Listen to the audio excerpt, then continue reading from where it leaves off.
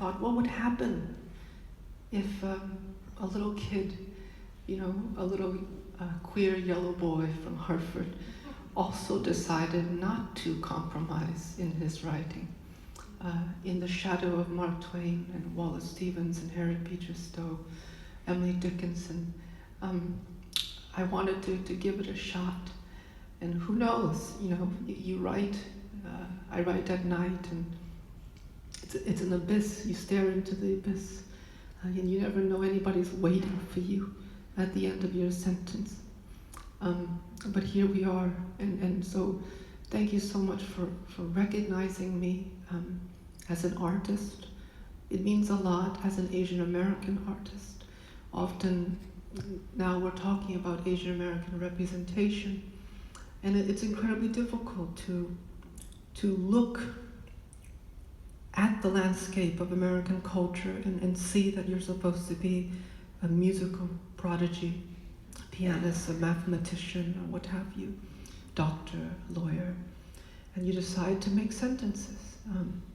It's against the grain, if you will.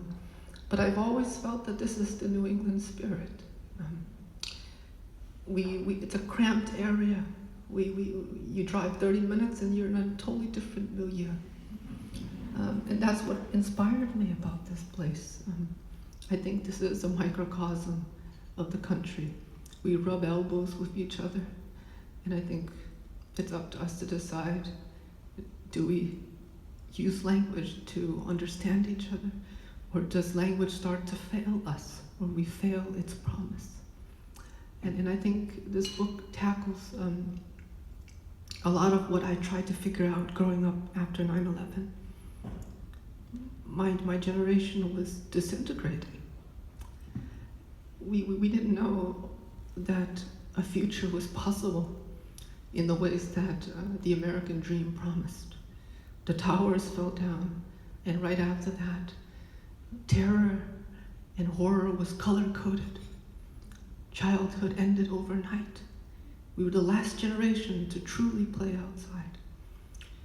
And after that, the opioid epidemic started to hit us. And we didn't know. We didn't have a word for it then. It was just addiction, heroin, junkies. There was so much shame. And all across the region, and all across my friends and my childhood, there was so much shame in dying that sometimes there would be no obituaries with overdoses. And it began with Connecticut. Down the road in Stamford, Connecticut with Purdue Pharma. It was pushed on us. It was a slaughter that was just as real and brutal as war. And I think when I started to research, I realized that the folks who were pushing the pills, the marketers, when they were selling it to the doctors, because Oxycontin was for cancer. Cancer doesn't sell. They wanted to turn it into the new aspirin. And when the doctors asked, is this abuse resistant? Instead of saying yes, which would be a lie, which would be illegal, the marketer said, It's not a word, but it means something. Does not exist in the dictionary, but the beginning of what happened to our region, what this nightmare that would go all the way up to Maine and New Hampshire and down I-91 to Appalachia and now the rest of the country began with language. Every weapon, every peace treaty, every novel begins first with language. And as booksellers, every single day, when somebody walks into your store, you're putting and you're recommending a better way to use language into their hands. Often we say that the future is in your hands, but I always felt that the future is in our mouths. It's how we speak to each other that will start to change how we dream and think and fashion a future worth living in. So I'm incredibly inspired by the work that you do and your commitment to recommending a better way to speak to one another at every one of your stores. The independent bookstore is ultimately a new town square.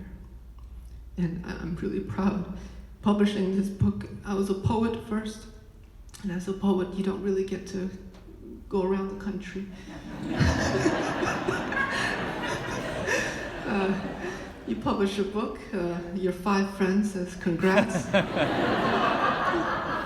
and then you go home and drink wine. So I get to meet a few folks, and so to go across the country and see what community building means to you has been incredibly inspiring to me. And so I thank you. I thank my wonderful, perennially incredible team at Penguin Random House, Ruth Liebman, my editor, legendary Ann Godoff, my agent, Francis Cody, my husband, Peter Bienkowski. Thank you so much. Before I leave, I'd like to just, if I may, if you'll entertain me, I'd like to sing a little song. This song was introduced to me during the wakes and funerals at the friends who lost too soon to heroin overdoses in New England. And growing up, I kept hearing it. And it's a song that comes from Appalachia, where they are now dealing with the nightmare tenfold. It's called Bright Morning Stars. I'm no singer, but this is in the spirit of holding language and passing it along.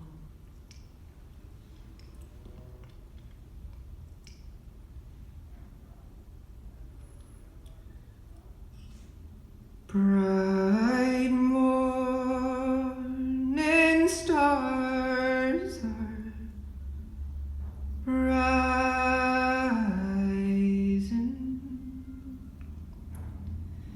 Bright morning stars are rising.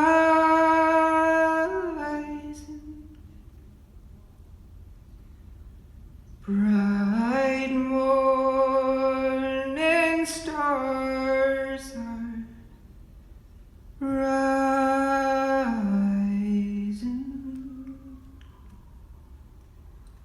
Day is a breaking in my soul.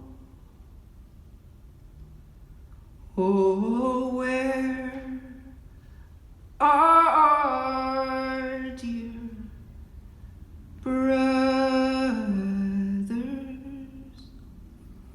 Oh, where are dear brothers?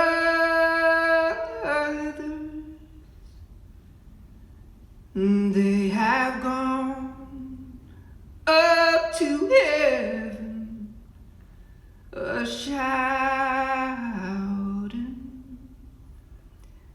Day is a breaking in my soul. Day is a breaking in